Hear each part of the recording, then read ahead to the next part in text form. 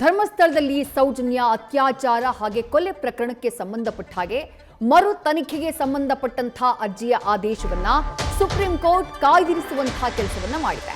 ಸೌಜನ್ಯ ತಾಯಿ ಕುಸುಮಾವತಿ ಗೌಡ ಅವರು ಅರ್ಜಿಯನ್ನ ಸಲ್ಲಿಸಿದ್ರು. ಆ ಅರ್ಜಿಯ ವಿಚಾರಣೆ ನ್ಯಾಯಮೂರ್ತಿಗಳಾದಂತಹ ಸಂಜೀವ್ ಅವರ ನೇತೃತ್ವದ ದ್ವಿಸದಸ್ಯ ಪೀಠದಲ್ಲಿ ನಡೆಯಿತು. ಈ ವಿಚಾರಣೆಯ ಸಂದರ್ಭದಲ್ಲಿ ತನಿಖೆ ಮಾಡಿದಂತಹ ತನಿಖಾ ಸಂಸ್ಥೆ ಸಿಬಿಐನ ಸುಪ್ರೀಂ ಕೋರ್ಟ್ ತರಾಟೆಗೆ ತೆಗೆದುಕೊಳ್ಳುವಂತಹ ಕೆಲಸವನ್ನ ಮಾಡಿತು. ತನಿಖಾಧಿಕಾರಿ ಘಟನಾ ಸ್ಥಳಕ್ಕೆ ಯಾಕೆ ಹೋಗಿಲ್ಲ ಅಂತ ಪ್ರಶ್ನೆ ಮಾಡಿತು ಸುಪ್ರೀಂ ಕೋರ್ಟ್. 14 ವರ್ಷ ಆಯಿತು ಘಟನೆ ನಡೆದು, ಸರಿಯಾದಂತಹ ತನಿಖೆಯಾಗಿಲ್ಲ, ಸಾಕ್ಷಿಗಳಿಗೆ ಭದ್ರತೆಯನ್ನ ಮುಂದುವರಿಸಿ ಎನ್ನುವಂತಹ ನಿರ್ದೇಶನವನ್ನ ಕೂಡ ಸೂಚನೆಯನ್ನ ಕೂಡ ಸುಪ್ರೀಂ ಕೋರ್ಟ್ ಕೊಡುವಂತಹ ಕೆಲಸವನ್ನ ಮಾಡಿದೆ. ಇನ್ನು ಆದೇಶ ಮಾಡಿದ ಬಳಿಕ ಮಧ್ಯಂತರ ವರದಿಯನ್ನ ಕೇಳ್ತೀವಿ, ಎಸ್ಐಟಿ ರಚನೆ ಬಗ್ಗೆ ನಾವು ನಿರ್ಧಾರವನ್ನ ಮಾಡ್ತೀವಿ ಅಂತ ಹೇಳಿ ಸುಪ್ರೀಂ ಕೋರ್ಟ್ ಹೇಳಿದೆ.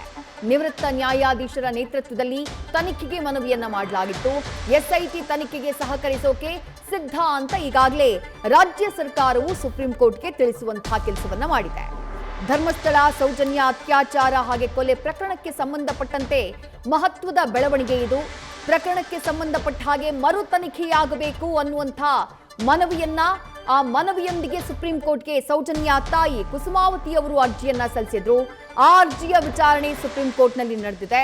ವಿಚಾರಣೆಯ ಸಂದರ್ಭದಲ್ಲಿ ಕೆಲವೊಂದಿಷ್ಟು ಮಹತ್ವದ ಬೆಳವಣಿಗೆಗಳಾಗಿದ್ದಾವೆ. ಬಹಳ ಪ್ರಮುಖವಾಗಿ ತನಿಖಾಧಿಕಾರಿ ಯಾಕೆ ಸ್ಥಳಕ್ಕೆ ಹೋಗಿಲ್ಲ ಅನ್ನುವಂತಹ ಪ್ರಶ್ನೆಯನ್ನ ಸುಪ್ರೀಂ ಕೋರ್ಟ್ ಎತ್ತುವಂತಹ ಕೆಲಸವನ್ನ ಮಾಡಿತು. ಪ್ರಕರಣ ನಡೆದು 14 ವರ್ಷಗಳು ಕಳೆದು ಹೋಗಿವೆ, ಸರಿಯಾದ ರೀತಿಯಲ್ಲಿ ತನಿಖೆಯಾಗಿಲ್ಲ. ಹಾಗಾಗಿ ಸಾಕ್ಷಿಗಳಿಗೆ ಭದ್ರತೆಯನ್ನ ಕೊಡುವಂತಹ ಕೆಲಸವನ್ನ ಮುಂದುವರಿಸಿ ಮರು ತನಿಖೆಗೆ ಸಂಬಂಧಪಟ್ಟಂತಹ ಆದೇಶವನ್ನ ನಾವು ನೀಡ್ತೀವಿ ಅಂತ ಹೇಳಿ ಆದೇಶವನ್ನ ಕಾಯ್ದಿರಿಸುವಂತಹ ಕೆಲಸ. ಈಗ ಮರು ತನಿಖೆ ಆಗುತ್ತೋ ಆಗಲ್ವೋ, ಹೇಗಾಗತ್ತೆ, ಯಾರಿಂದ ಆಗತ್ತೆ, ಆ ಆದೇಶವನ್ನ ಕಾಯ್ದಿರಿಸುವಂತಹ ಕೆಲಸವನ್ನ ಸುಪ್ರೀಂ ಕೋರ್ಟ್ ಮಾಡಿದೆ. ನಿವೃತ್ತ ನ್ಯಾಯಾಧೀಶರ ನೇತೃತ್ವದಲ್ಲಿ ತನಿಖೆಯಾಗಬೇಕು ಈ ಪ್ರಕರಣದ್ದು ಮತ್ತೊಮ್ಮೆ ಅಂತ ಹೇಳಿ ಸೌಜನ್ಯ ತಾಯಿ ಕುಸುಮಾವತಿಯವರು ಅರ್ಜಿಯನ್ನ ಸಲ್ಲಿಸುವಂತಹ ಕೆಲಸವನ್ನ ಮಾಡಿದ್ರು. ಮತ್ತಷ್ಟು ಡೀಟೇಲ್ಸ್ ನಮ್ಮ ಪ್ರತಿನಿಧಿ ಕಿರಣ್ ನೀಡ್ತಾ ಹೋಗ್ತಾರೆ. ಕಿರಣ್, ಈ ಬುರುಡೆ ಪ್ರಕರಣಗಳಿಗೆ ಸಂಬಂಧಪಟ್ಟ ಹಾಗೆ ರಾಜ್ಯದ ಎಸ್ಐಟಿಯಿಂದ ತನಿಖೆಯನ್ನು ಆಗ್ತಾ ಇದೆ. ಆದ್ರೆ Soujanya rape and murder case ಇದುವರೆಗೂ ಉತ್ತರ ಸಿಗದಂತಹ ಒಂದು ಜಿಜ್ಞಾಸೆಯುಳ್ಳಂತಹ ಪ್ರಕರಣ. ಮರು ತನಿಖೆಗೆ ಕೋರಿ ತಾಯಿ ಕುಸುಮಾವತಿ ಅವರು ಸುಪ್ರೀಂ ಕೋರ್ಟ್ಗೆ ಅರ್ಜಿಯನ್ನ ಸಲ್ಲಿಸಿದ್ರು. ಆ ಸಂದರ್ಭದಲ್ಲಾದಂತಹ ವಾದ ಪ್ರತಿವಾದ ಇದೆಲ್ಲದರ ಬಗ್ಗೆ ಡೀಟೇಲ್ ಆಗಿ ವಿವರಿಸುವುದಾದ್ರೆ ಕಿರಣ್. ವಿದ್ಯಾಶ್ರೀ, ಈ ಧರ್ಮಸ್ಥಳ ಗ್ರಾಮದಲ್ಲಿ ಸೌಜನ್ಯ ಅತ್ಯಾಚಾರ ಪ್ರಕರಣ ತುಂಬಾ ಸೆನ್ಸಿಟಿವ್ ಇಶ್ಯೂ, ಮತ್ತೆ ಇಡೀ ದೇಶದಲ್ಲೇ ಸದ್ದು ಮಾಡಿತ್ತು. 14 ವರ್ಷಗಳ ಹಿಂದೆ ನಡೆದಂತಹ ಘಟನೆ ಇದು. 2012ರಲ್ಲಿ ಈ ಘಟನೆ ನಡೆದಿತ್ತು. ಅದರ ನಂತರ ಹಲವಾರು ಹೋರಾಟಗಳು, ಅದ ನಂತರ ತನಿಖೆಗಳು ಕೂಡ ಆಗಿದ್ವು. ರಾಜ್ಯ ಸರ್ಕಾರದಿಂದ ಪೊಲೀಸ್ ಒಂದ್ ಕಡೆ ಪೊಲೀಸ್ ತನಿಖೆ ಆದ್ರೆ ಇನ್ನೊಂದ್ ಕಡೆಯಿಂದ ಸಿಐಡಿ ತನಿಖೆ ಕೂಡ ರಾಜ್ಯ ಸರ್ಕಾರ ಮಾಡ್ತಿತ್ತು. ಅದರ ನಂತರ ಅದನ್ನ ಸಿಬಿಐ ಕೂಡ ತನಿಖೆ ಮಾಡಿತ್ತು. ಇದರ ನಂತರ ಅಲ್ಲಿ ಯಾರು ಆರೋಪಿಯನ್ನ ಬಂಧನ ಮಾಡಿದ್ರು, ಆ ಆರೋಪಿಯನ್ನ ಸಾಕ್ಷ್ಯಾಧಾರಗಳ ಕೊರತೆಯಿಂದ ಎಕ್ವಿಟ್ ಮಾಡಿದೆ, ಅಂದ್ರೆ ಅದು ಬಿಡುಗಡೆ ಮಾಡಲಾಗಿತ್ತು.